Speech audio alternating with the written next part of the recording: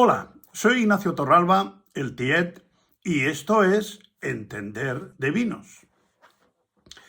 Hacer vino es fácil. El vino se hace solo.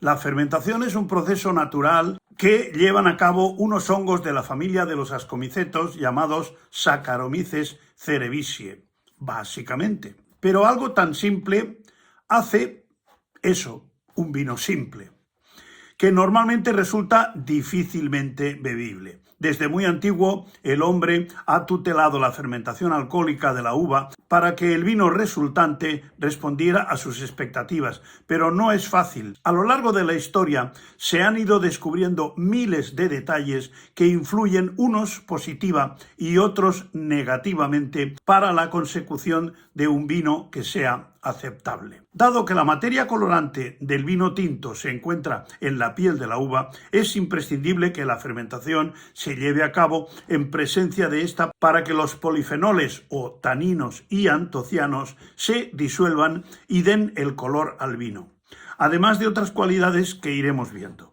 Por eso, la vinificación en tinto es la fermentación con maceración, donde primero se disuelven los polifenoles solubles en agua, o sea, en el mosto, y más tarde se van disolviendo los que son solubles en alcohol, a medida que se va creando el vino. El guión de la película es el siguiente: la molienda, el incubado, los remontados, la fermentación alcohólica, fermentación maloláctica, descubado, crianza sobre lías y trasiego.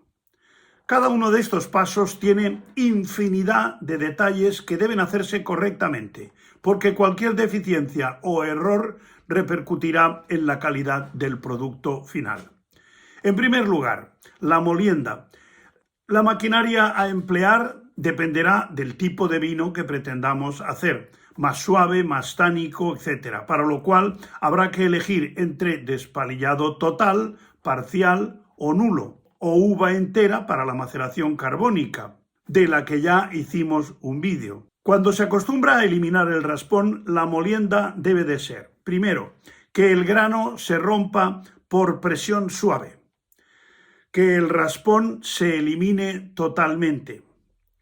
Las semillas deben permanecer enteras para no soltar los taninos, que son bastante vastos. Además, la semilla, como sabéis, contiene determinados aceites que, si se rompe la semilla, pues van a parar al vino, y eso no es deseable. También el conjunto debe de estar debidamente aireado. Después está el incubado. Antes, desde luego, de llevar el vino a la cuba, es muy importante que exista primero una selección de las uvas en la viña y también una mesa de selección en la que escoger únicamente los racimos que estén perfectos, eliminar los que estén dañados, podridos, picados por los pájaros, etc. La cuba que contenga la masa en fermentación debe ser holgada de capacidad, porque la masa total aumenta apreciablemente de volumen por dos causas básicamente. Primero, por el ascenso de la temperatura que produce la propia fermentación, y en segundo lugar porque el sombrero con los ollejos se infla con el anhídrido carbónico que se desprende de la fermentación y se va a flotar en la superficie. De forma que si el depósito se llena, se corre el riesgo de tener derrames de líquido, además de perder el importante colchón de CO2 que aísla al sombrero del aire, evitando la acetificación del sombrero. 100 kilos de uva molida y desrapada ocupan un volumen de 87,4 litros y durante la fermentación aumentan unos 18,9. Hay depósitos equipados para llevar a cabo diversos tipos de incubado, con sombrero flotante, sombrero sumergido, autovinificador de inmersión, autovinificador de inundación periódica, dispersión del sombrero, etc. Existen depósitos de fermentación de muchos tamaños, de hasta 70.000 y 80.000 kilos, aunque en general los más usados son los de 30.000 kilos. En los depósitos más grandes, el sombrero se compacta, dejando zonas inaccesibles a los remontados que se prensarán sin haber cedido los aromas ni el color que tienen que desprender. Los depósitos de 2,5 metros o 3 de altura y con una anchura similar facilitan el remontado y el bazuqueo, teniendo en cuenta que el sombrero es 1/3 de la altura de la masa y debe permanecer esponjoso y permeable. A veces se realiza una maceración prefermentativa en frío que se consigue añadiendo hielo seco, y esto retrasa el inicio de la fermentación, pero de todas maneras antes de iniciar la fermentación ya se ha producido desprendimiento de materia colorante, con lo cual vamos avanzando camino. Después está el tema importante del sulfatado de la vendimia. El sulfuroso desempeña un papel importantísimo en la vinificación, ya que actúa como antioxidante y antiséptico. Fija la acidez, disuelve la materia colorante, es un estimulante de las levaduras y hace una función inhibidora contra las bacterias.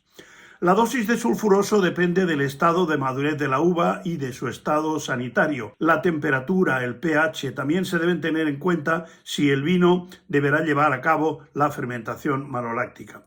Para mosto de pH 3 se suelen añadir 3 gramos de sulfitos por hectolitro. Cuando el pH es de 3,5, se sube a 10 gramos de sulfitos por hectolitro, y si el pH llega a 3,8, hay que añadir unos 20 gramos de sulfitos por hectolitro. El sulfitado debe hacerse inmediatamente después del despalillado. Generalmente se inyecta en la tubería de PVC o de inox. Al cabo de unas 4 horas de añadir el sulfuroso, se toma una muestra y, si es necesario, se corrige por adición de ácido tartárico, lo que regulariza el trabajo de las levaduras y las bacterias. Luego hay el importante capítulo de la incorporación de lo que se llama el pie de cuba. En caso de que no se confíe en la eficacia de las levaduras autóctonas y se tome la decisión de usar levadura seca activa, lo que es una práctica frecuente, entonces este es el momento de incorporarlas para iniciar la fermentación. Hay otro capítulo muy importante que son los remontados.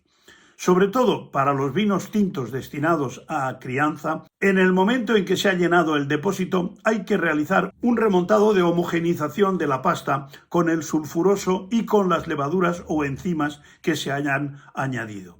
Después hay que realizar remontados con aireación cuando se empieza a agitar el sombrero para evitar que éste se acetifique. Hay que realizar al menos un remontado diario a 1/4 o 1/5 del volumen del depósito. Los depósitos modernos llevan incorporado un sistema de bombas programadas para llevar a cabo esta tarea de forma automática. Durante todo este tiempo es muy importante llevar un control de la temperatura. Se debe realizar 2 o 3 veces al día mientras dure la fermentación alcohólica, para poder reaccionar a tiempo si la temperatura nos indica que se va a parar la fermentación, tanto por exceso como por defecto. Las temperaturas altas y las bajas pueden acabar con la fermentación, y entonces es un dolor de cabeza volver a reiniciarla otra vez. El vino que se va a comercializar como joven es aconsejable fermentarlo a temperaturas algo más bajas, de entre 22 y 26 grados centígrados, para potenciar los aromas afrutados que se valoran mucho en este tipo de vinos. Cuando se trata de elaborar rosados, hay que hacer un descubado por sangrado en un periodo desde luego mucho más corto, porque si no el vino también se convertiría en un tinto. Para vinos que van destinados a la crianza, la maceración debe ser más larga, alrededor de 3 semanas, y con temperaturas sobre los 30 a 31 grados centígrados, evitando la acetificación del sombrero, si es necesario, añadiendo una capa de gas inerte que lo proteja en la parte superior, aunque normalmente el anhídrido carbónico que desprende el vino ya cumple esta función, porque al ser un poco más pesado que el aire, queda depositado encima de la capa del sombrero. Después viene el proceso de prensado. Acabada la fermentación, se procede al descubado del vino, con lo que se separan la fase sólida de la fase líquida, que ya es vino, y se pasa a otro depósito, mientras que la parte sólida se envía a la prensa porque, como una esponja, está impregnada desde luego de materia colorante y de los aromas y sabores del vino. O sea que la primera parte de la prensada de ese vino es de primerísima calidad. Luego viene cuando ya se aprieta más a fondo y entonces se obtienen vinos de calidades inferiores. Esa primera parte de la prensa del sombrero se añade al vino porque tiene también una magnífica calidad. Y ya tenemos el vino, pero le falta un proceso natural que es la fermentación maloláctica, que suavizará su acidez. En caso de ser un vino con poca acidez, es preferible filtrarlo o sulfitarlo para evitar que se lleve a cabo la fermentación maloláctica, porque nos va a reducir más todavía la acidez. Si el vino ha de ser un tinto joven, ya está. Solo se trasvasa para dejar los días en el primer depósito. Se estabiliza y se embotella. Se suele hacer la llamada prueba del aire, que es dejar una pequeña cantidad de vino a temperatura ambiente y destapado durante 48 horas para ver si hay cambios de color o de aromas. Según la acidez del vino, puede convenir o no que se lleve a cabo la fermentación maloláctica, mediante la cual las bacterias convierten el ácido málico, que es un biácido, el de la manzana verde, en un monoácido, o sea, el ácido láctico del yogur, que es mucho más suave. La fermentación maloláctica solía llevarse a cabo en primavera, cuando la temperatura ambiente de la bodega alcanzaba los 20 o 21 grados, pero no mucho más. Y dura unas 2 o 3 semanas, lo que suaviza el vino.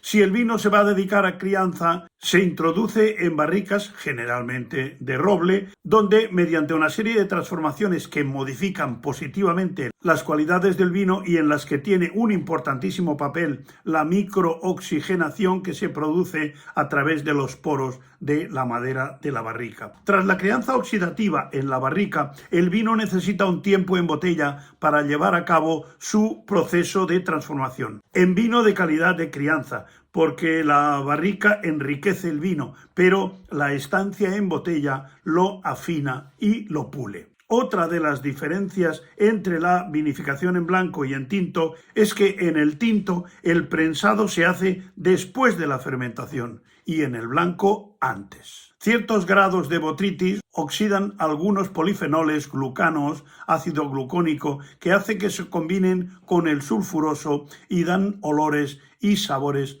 a tierra y moho. Porque saber cómo se elabora el vino tinto también es entender de vinos. Hasta otra.